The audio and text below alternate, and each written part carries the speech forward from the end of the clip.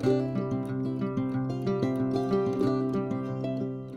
guys, this is Little Fever here, and today we picked up a ScaleTrains operator crude oil car. Yep, crude oil car. Trinity. Oops, sorry, trying to get in chat here. There we go. That is what I picked up, and I picked it up on sale for $27 at a train show that I went to today. Oh, the box is already open. I had a pair of scissors down here to open it up, but the box is already open. So I have not had this out of the box. There's no tape. That is weird.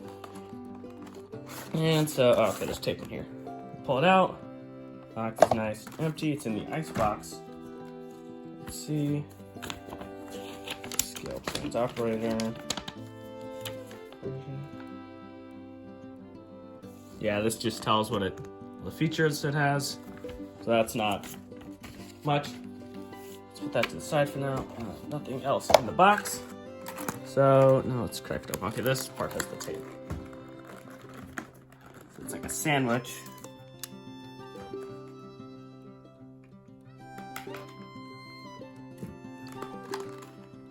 Hopefully I don't take too long to struggle with the packaging here. Okay, there we go. There, okay. And now, opening it up easily. Let's get the other tape. There we go. Okay, now, opening it up. Ooh, it's one half. It's a very nice. Ooh, this is very impressive for the price. Okay. So that's a nice protective foam layer with it. And so let's take the two sandwiches and put those to the side. Let's take a look at what we got here. So this actually says what it is on top of it, which is actually new to me for tank cars because I never knew they actually said their numbers and all that. And also another feature I'm not familiar with tank cars is this little plating at the end here. So it has a little shield at the end, but feels pretty hefty compared to some of my other box cars that I have sitting over here, but they're out of shot. And so, yeah,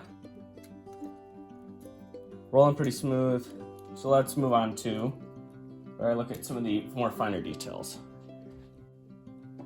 Okay, so now that we have it rolled over here, now we can take a look at some of the finer details on it. And its handrails are a little flexible, which is kind of a little funky, but they are to scale proportions. And some of these other details are a little flimsy just from getting it out of the packaging. I don't know if you guys can scoot this over. See, yeah, that rail is really flimsy, so this, although it is very nice with its couplers, I will roll over right here to see what. This is just a Walters train line car. And yeah, they seem to be in size with each other, which is good. It's always good. Pull that one out. And so other finer details are the underside of this, which is, I feel like this thing is crumbling underneath me. Wait, if the camera can focus. Sorry about that, this thing. There we go, okay. So the trucks are not terribly detailed, but they do go in. Actually, I take that back, they're very detailed. They go in on the inside, so couplers are a very brown color, but they do not have any hooks or anything like that. The vacuum pipe's modeled underneath them. A spectacular model detail-wise, and everything looks to be scale proportions. So now let's go on to where we do a running test. So now I'm actually gonna pull out my GG1. Okay, so I'm just gonna do a basic little coupling test here, since this is this over here, it's the Bachmann GG1, and then we just have a coupling up to the tank car. So let's see. Let's get it to. Ooh.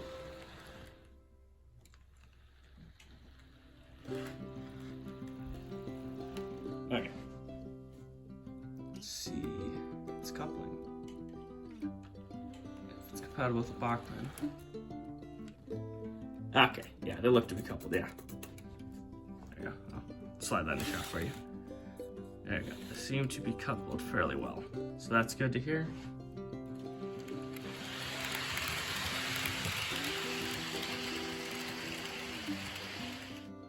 Okay, now time for a little bit of a couple laps around the track, and one problem I did find is that the coupling between the tank car and the GG1 would occasionally uncouple around the curves because of the GG1's long wheelbase. But let's set it off.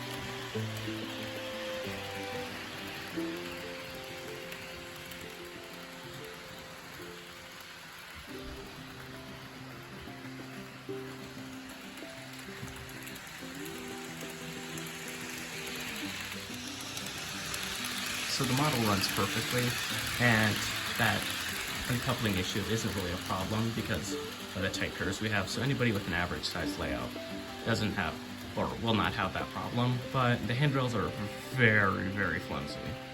They bend under little to no pressure, and it is kind of upsetting.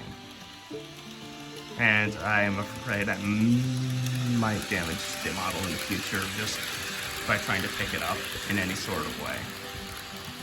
So yeah, okay, let's get on to the ratings of this model. Overall, for the performance of this model, I would give it a 9.5 out of 10 for it being able to roll perfectly and pretty free rolling with fully scaled axle boxes. The only reason it loses half a point is because of its coupling issue for anybody who has tight radiuses, but this does not apply to most people. For detail, I give it a 10 out of 10 for its very scale accurate features and the open axle boxes that turn accurately as the car rolls down the track. For quality, I gave it a 7 out of 10 for its flimsy handrails and the coupling issue.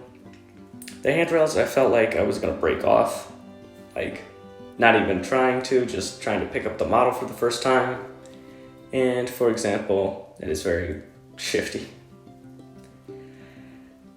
For value for money, I give it an 8 out of 10. For $34, it's not very bad. At retail price, it doesn't make it too far out of your range, so you can still buy a whole rake of these for around $100. Or when they're on sale, for the $27, it makes it even better. Thanks guys for watching. If you ever see this model for sale, like I did, I would consider picking it up. It's a nice model. And as always, I'll see you guys in the next video. Bye-bye.